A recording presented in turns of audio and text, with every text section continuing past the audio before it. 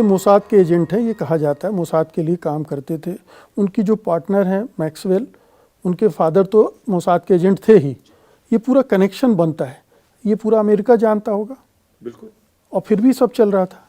देखिए, चूंकि जो आप वहाँ एक रूल है कि अगर आप CIA के किसी एजेंट को कह देते तुम CIA के एजेंट हो तो आपको 5 साल की सजा हो जाती है। यानी कि CIA की कोई बात आप बाहर नहीं कर सकते। CIA मोसाद का पार्टनर है। उस तरह से एक पूरी एक बन जाती है सर्कल, जिससे कि आप ना मोसाद की बात कर सकते हो ना CIA की बात कर सकते हो। उनको मालूम तो सब होता है। तो जो जिसने काम किया था आपके जिसने विकी फाइल वाले असांज जुलियन असांज ने, उनके खिलाफ इतना सारा आक्रोश क्यों था अमेरिका का? क्योंकि उन्होंने सारी फाइलें खोल दी और उनके पास तरीका निकल गया कैसे ढूंढ लेते हैं वो। तो उन चाहते नहीं थे कि इस तरह की फाइलें मिल जाए।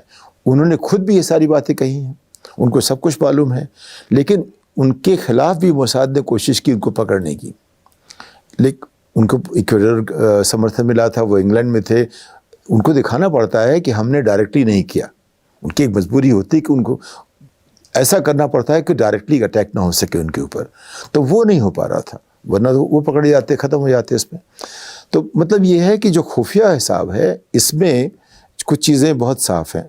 आप देख रहे हैं कि रोज़ बमबारी हो रही है, एक शहर के हर घर गिरा दिए गए हैं, अस्पताल ख़त्म हो गए, लोग पानी में बैठ रहे हैं, जाड़े के दिनों में मर रहे हैं, बच्चे मर रहे हैं, लेकिन उसकी कोई असर नहीं होती, क्योंकि इजराइल कहता है कि उसका चिंता मत करो, क्योंकि ये लोग जो हैं बुरे लोग हैं। पहले कहा गया क्या ये इजराइल की सरकार कर रही है?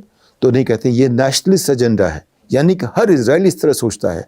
अब कितनी रिपोर्टें आती हैं कि इजरायली कहते हैं कि नहीं नहीं, वो हमारा तो ये धर्म है कि उनको और तड़पाएं और पीड़ा दें।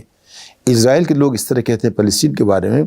और ये सब बातें जो है वो मोसाद के अलावा एक तो राज्य की बात है, एक इंटेलिजेंस की बात है, और एक किस तरह से कंट्रोल करें अमेरिका को। अमेरिका कंट्रोल की बात आप देखो, नेतन्याहू की अपनी जो वो वीडियोस आ गई हैं कि हम अमेरिका को तो ऐसे कंट्रोल करेंगे, वैसे कंट्रोल करें। अब आप बात देखिए, आपने जो ओरेकल के जो चेयरमैन हैं, जिन्होंने पैसे दिए, इसके बावजूद उन्होंने काफ़ी पैसे दिए इजराइल को, क्योंकि ओरेकल वो शायद तीसरे या चौथे सबसे अमीर आदमी हैं। उन्होंने किया।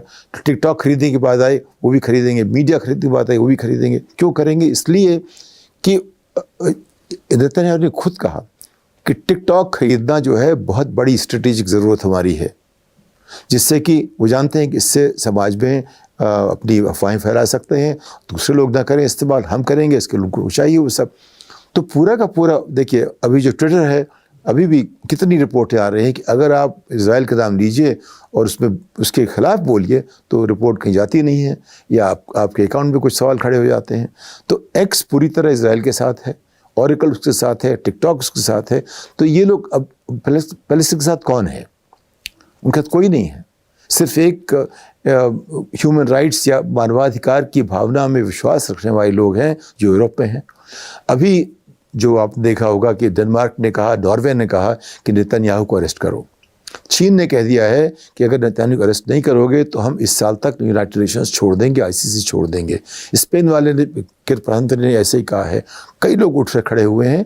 ये सब बात शुरू होती चार्ली कर्क की हत्या के बाद, और ये सुनने के बाद कि क्या 7 अक्टूबर को इजराइल की सरकार ने कहा था कि वहाँ सिक्योरिटी वहाँ से हट जाए 6 घंटे के। मतलब हमास का जो हमला था वो नेतन्याहू ने करवाया था ताकि इतना सब कुछ किया जा सके।